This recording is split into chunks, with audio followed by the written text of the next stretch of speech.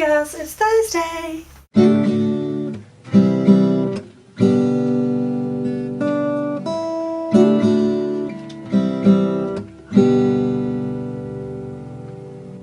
So I've loved watching all your videos this week. Lizzie, it just looked fantastic, and Jen and Candice, I really liked your actor and internet censor videos. I was going to do a response, but I don't really have anything else to add or any additional information, and I think you've pretty much covered all of the terrible things that could potentially happen if they are passed. So instead I'm going to do my how-to video this week, or one of them.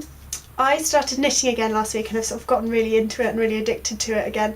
So I'm going to do a how to knit video.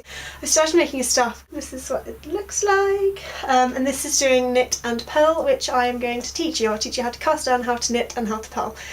I don't pretend to be a fantastic knitter. I'm pretty much making a lot of it up. I drop stitches all over the place, but you can learn how to be a terrible knitter too if you follow these simple instructions.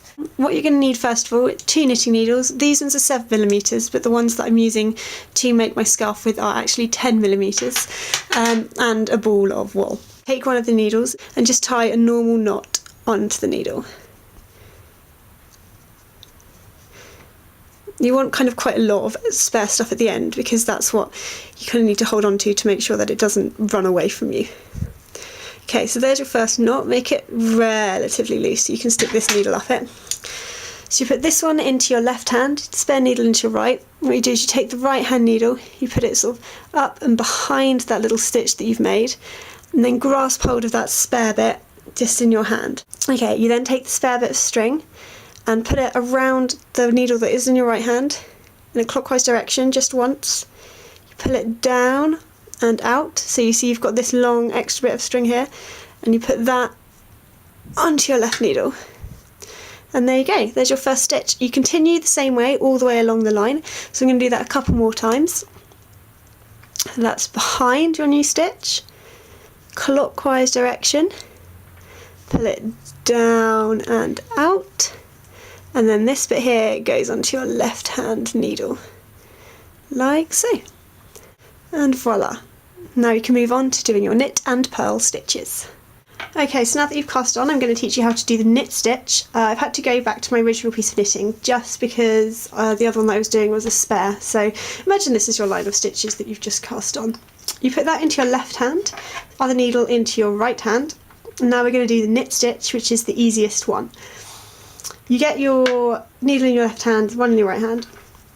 The one in the right inserts behind the first loop. You sort of go through and up. See from that. You get the wool into your right hand and wrap it in a clockwise direction around the other needle. You then pull that right hand needle down, sort of loop it around the back of the first stitch, slide that first stitch off, and there's one. I'll do that again. So you go behind, that goes round clockwise, goes round clockwise, and then down and up. Behind, round, down, and you just keep doing that all the way along the edge. Now I'm going to teach you the purl stitch, which is slightly more complicated than the knit stitch, but it's still pretty easy. It's essentially the reverse. So what you do is you get your right hand needle, you put it in front of and behind, like towards the back of the needle, the initial stitch. You then take the wool in your right hand again, and this time you wrap it around the front, again in a clockwise direction. I think from the tutorials I watched they said backwards direction, but that didn't work for me, so I changed it. So here you go again. So you go the front of it and to the back of the needle, take that, wrap it around, again pull it down, slide the stitch off. Okay, do that once more slowly. So that's in front. This goes behind, pull it down and out, and then you just do that to the end of the row. And just so you know what they look like, this line here is a knitted row and this one here is a purled row, so you sort of get a more varied texture by doing a mixture. I'm doing 2 lines of knit and 2 lines of purl, and because my memory is so bad, I've had to paint the end of one of my needles with blue nail varnish just so that I know they always have to end up on this needle. So I need to do another line of purling to end up with it on this needle, but I will leave that for now. And I hope you enjoyed the really terrible tutorial. So I hope you enjoyed that. I'm not very good at tutoring, given that I don't really know what I'm doing anyway, but I figured I might as well do one how-to and be creative like you all were last week.